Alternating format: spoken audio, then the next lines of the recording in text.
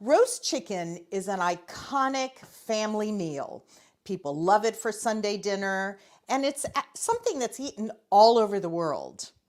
Hi, I'm Cary Kelly, and this is my kitchen. Today we're going to work on a perfect roast chicken. So first, what makes a perfect roast chicken? There are three components to a succulent whole roasted chicken. The first is flavor. Always have to have lots of flavor. The second is very tender meat. You want a juicy, moist chicken breast and tender, succulent thighs and legs. The third is a very crispy skin. That's sort of the bonus of a roast chicken, after you've sliced your meat, to crunch into that little bit of skin. So I'm going to show you a method today for getting all three of those, making the perfect roast chicken. So first, let's start with the bird. I have a gorgeous whole chicken here, and I bought this at a local butcher. If you have the opportunity to buy a locally raised chicken, I really recommend it. You'll get a freshness and a level of flavor that you just don't find in your average grocery store chicken. Locally, if you're in Northern Virginia, I love to buy whole chickens from Let's Meat on the Avenue in Delray or DC Poultry right over on Colvin Run. If you don't have access to local chickens and you're going to your grocery store, look for an organic chicken. Organic chickens are just going to give you so much more flavor. So that's getting your chicken. Now let's talk about prepping this bird for going into the oven. The very first thing you want to do is to dry it off. Cooking wet meat is just going to steam it. So you want to make sure your chicken is good and dry, and then we're going to start adding all the flavor. So take a paper towel and just give this chicken a good rub, like it's just gotten out of the shower. Rub it down all over until it's nice and dry. Now, here's a trick that really helps you get a good moist chicken. First, you want to take a pair of kitchen shears and cut off some of this extra fat. That is just going to get in the way, and we want you to have more crispiness. This is pretty thick fat, so it's good to get rid of that. Now she's ready. So what we're going to do, you have the back of your chicken, and then you have your chicken breast. The breast is the leanest part of the chicken. And what you want to do is everything you can to keep that really moist. One is going to be the temperature that we cook with, and I'm going to show you my trick. But first is adding flavor and fat to keep that breast moist while it's cooking. So here's your trick. The first thing you want to do is to get underneath the skin on the breast of the chicken. So you're going to start just before the cavity. If you're wearing rings, turn them around because those can tear the skin. You want to keep the skin intact so it's a blanket of fat over that beautiful chicken breast. So what you're going to do is to find the seam where you can see that the skin can be separated from the meat. And what you're going to do is very gingerly and slowly start running your finger underneath that skin until you can separate it from the meat. And what you're going to do is to create a pocket that you're going to fill with fat and flavor. So as you can see, this is coming loose. Do everything you can to get as far back as possible and to keep the skin intact. Don't let it tear. And you can see it'll pull right back over and create that little blanket for that chicken breast. Now, let's make it taste amazing. I have here about 2 tablespoons of soft butter, 2 tablespoons of extra virgin olive oil, and 1 garlic clove chopped up. You can go make that a rough chop. What I want to do is to add some beautiful fresh parsley. It's my favorite herb. This is a very classic flavor combination for American roasted chicken. There's so many other flavors you could put in here. We're just going to mash this up so you have a rub almost to put on this chicken breast. But you could fill this cavity, this little pocket you've created. You could use Peruvian flavors, cumin, paprika, some chili if you want a little heat. You could do any combination of spices and herbs and even fats that you like. Butter is a great companion for chicken, but you could use sesame oil and put some Asian flavors in here. So think about what you love. Chicken is a mild flavored meat, so it lends itself beautifully to all kinds of different flavors. So see how I'm getting this in the pocket of this chicken breast and give it a massage so you're rubbing all that oil all over that chicken breast. And you've got some left over. So what you want to do now is put this on the outside of the chicken. We want to add fat to this whole bird so that she comes out of the oven after a nice long cook, very moist. So we've got our chicken already. As you can see, this is a little bit of a messy job. If you have never done this before, don't be afraid of handling raw chicken or raw meat, but there are a couple of hints to help you get through this process, keep it safe and sanitary while you're doing it. The first thing you want to do is to make sure you have pulled your chicken out of the refrigerator about a half an hour before you prepare it. Not longer than that, but you want it to bring the temperature down a little bit so it's not really cold. The next thing you want to do is to wash your hands frequently. So make sure you've washed your hands before you start working with the chicken, and every time you go to another phase or step in the process, wash your hands before you touch any other foods, and you'll be fine. As you know, there's a little bit of mess here, but there's nothing more fun than getting your hands into your food. And as long as you're cleaning up between every step, get your hands in there and feel the food. I love putting my hands under this little pocket of skin on this bird and knowing that you've just gotten into it full force before you cook this bird in the oven. So I'm going to give my hands a quick wash, and then we're going to season this and prepare the vegetables. So let's give her a little seasoning. Salt is every food's friend, and salt liberally. Again, chicken is a very mild meat, and so it really responds well to good liberal seasoning. Make sure you have one hand touching the chicken and one hand touching the spice. If you're worried about cross-contamination, just put a separate little bowl of salt and pepper that you're not going to use for anything else. Now this is ready, and you may have noticed that I seasoned both outside and inside this chicken. You want to make sure that you pack flavor into the cavity. That's going to infuse the meat while it's cooking. Lemon and a garlic. Never too much garlic. So now we're going to start adding flavor around the chicken and in the chicken. The first thing we want to do is stuff that cavity. We've already put salt and pepper in it. It's nicely seasoned. We have a little bit of our fat all around it, but we want this flavor to get into the chicken while it's cooking. So take a lemon, cut the ends off just so it'll fit a little better. Cut it in half. It can be a loose cut. And then take an entire head of garlic. If you don't love garlic as much as I do, use half a head of garlic. But I love tasting all this garlic infusing that chicken. Leave the skin on the garlic. It's just fine. And then just stuff this into the cavity of the chicken. If you have a smaller chicken, you might want to use a half a lemon instead of a whole lemon. Just use what will fit in your chicken. Now we've got this chicken flavored on the outside, nicely seasoned, and that flavor bomb on the inside. So this bird is ready to meet its cooking friends.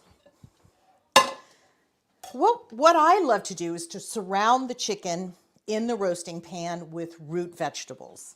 Now here's something to keep in mind when you're choosing the vegetables to put around your chicken. You want vegetables that are all going to take about the same amount of time to cook, and you want to cut them about the same size so that you get even cooking all around. There is no better friend to a roast chicken than a roast potato. So we're going to start with our potatoes and cut those roughly into chunks. And then we're going to add our carrots, cut about the same size. So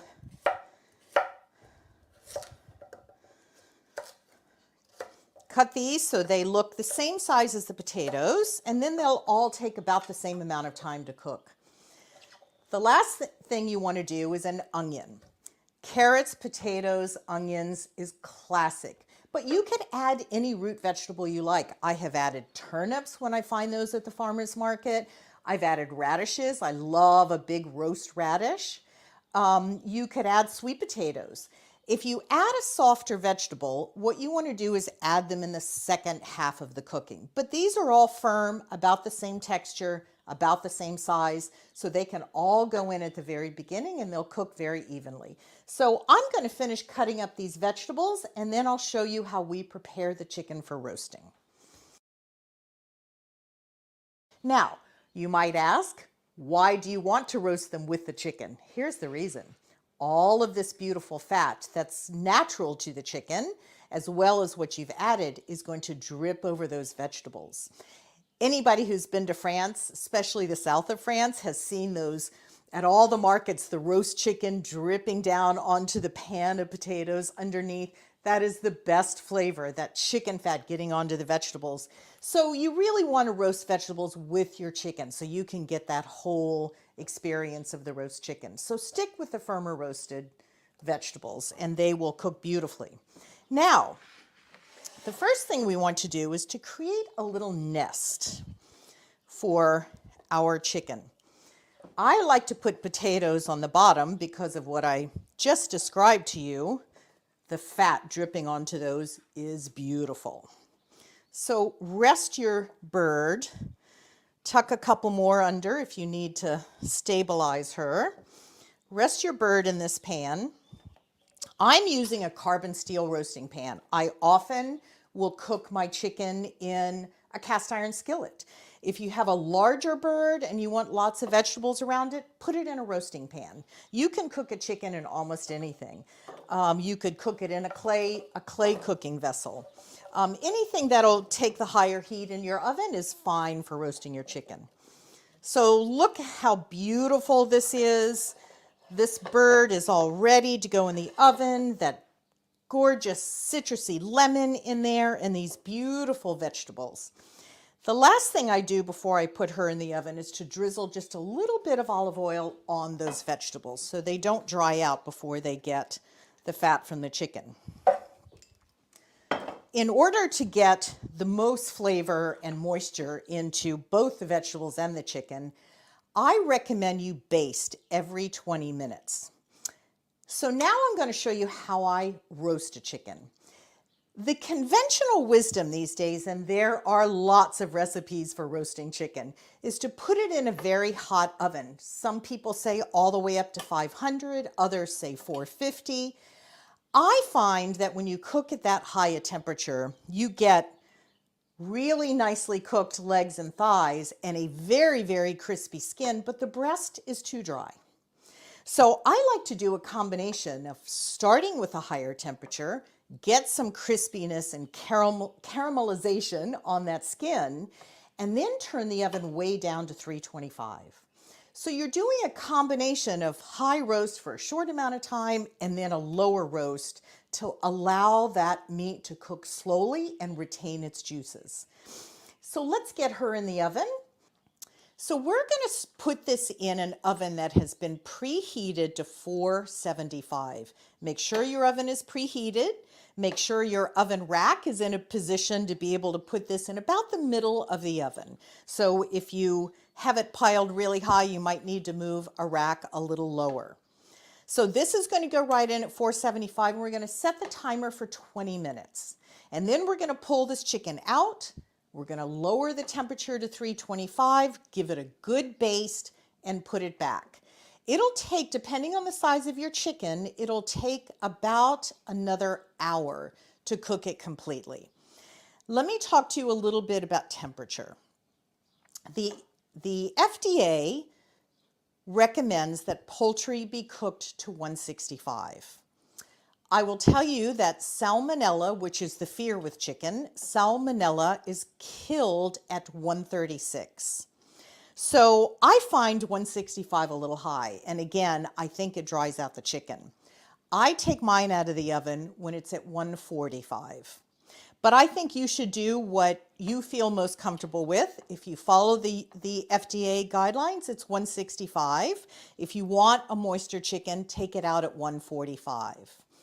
After your chicken roast, you're going to foil it, just tent it, and you're going to let it rest for 15 to 20 minutes. For two reasons. One, it'll finish cooking, and another 5 degrees will be added to it. The other reason is it's too hot to handle, and you're going to want to cut this up and serve it, slice that gorgeous chicken breast. So you want to give it about 20 minutes to cool down so that you can handle the chicken as you cut it up into pieces to serve. So let's get in the oven.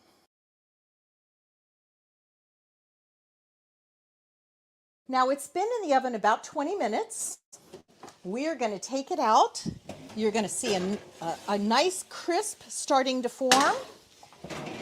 Close your oven and turn your temperature down to 325. And then what you're going to do is take a turkey baster or a spoon, draw whatever fat is in your pan. There'll just be a little bit forming, and you want to take that and baste your breast. You don't have to have a turkey baster for this. It makes it a little bit easier, but use a spoon. That works too. You just want to capture enough fat to do a little drizzle over the breast. And now we're going to put this back in the oven. Every 20 minutes, which is about 2 more times, you're going to take it out, baste it with the fats, and put it back in. And there are 2 ways to tell if your chicken is done. The most exact way is to put a thermometer in it. You want to put a thermometer in the thickest part of the breast to see if that has reached your temperature. Again, I like to take mine out of the oven at 145. FDA guidelines are 165. You choose what you're most comfortable with. The other way, if you don't have a meat thermometer, is cut between the body of the chicken and the thigh. Just do a little cut. It's very juicy there. If the juices that run out are clear, your chicken's ready.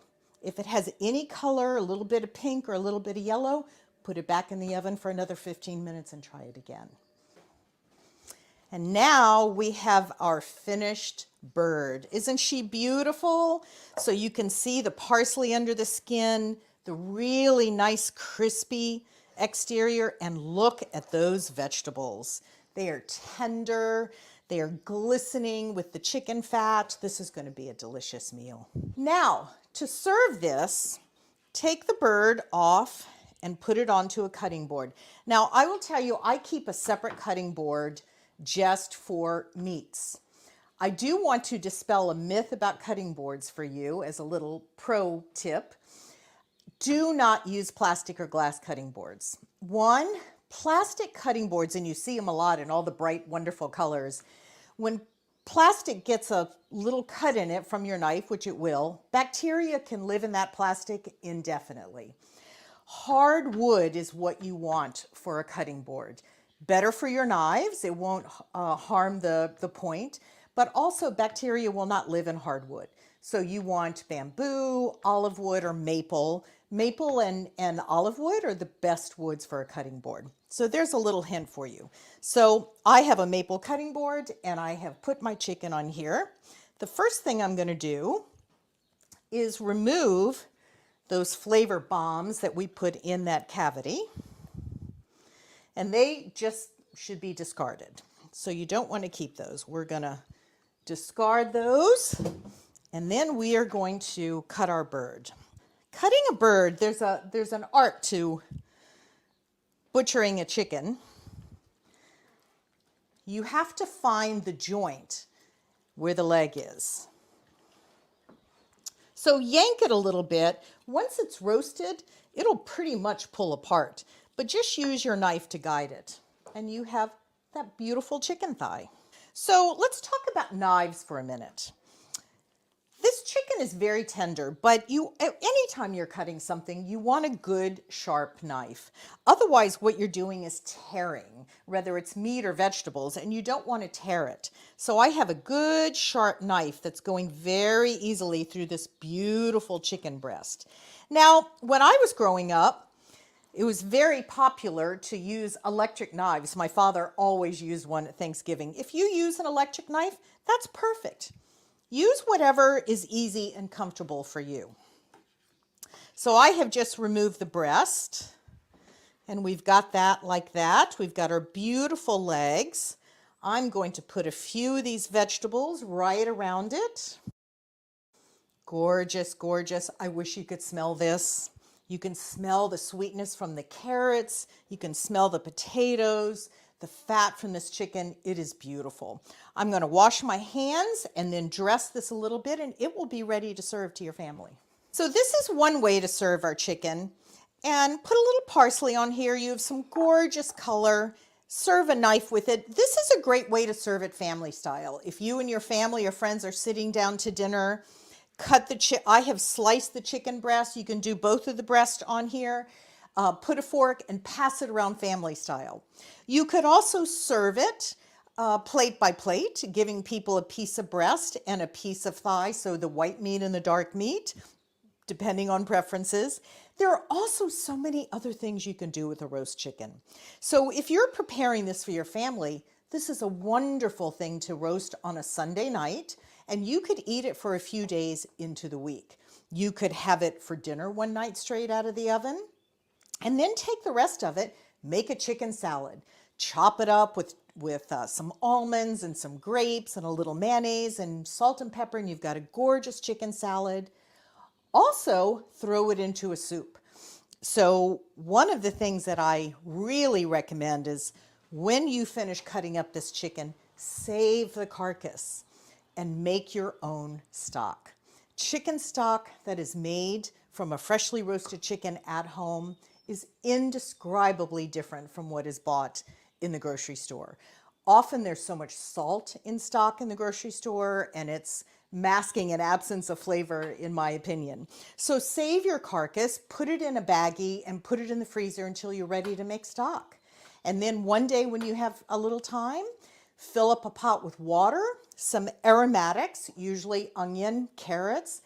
I like to save vegetable scraps too. So it's a wonderful way to have a sustainable kitchen when I'm cutting up carrots or fennel or onions, a little bit of garlic. I will save those in a baggie and then put it all in a pot with water.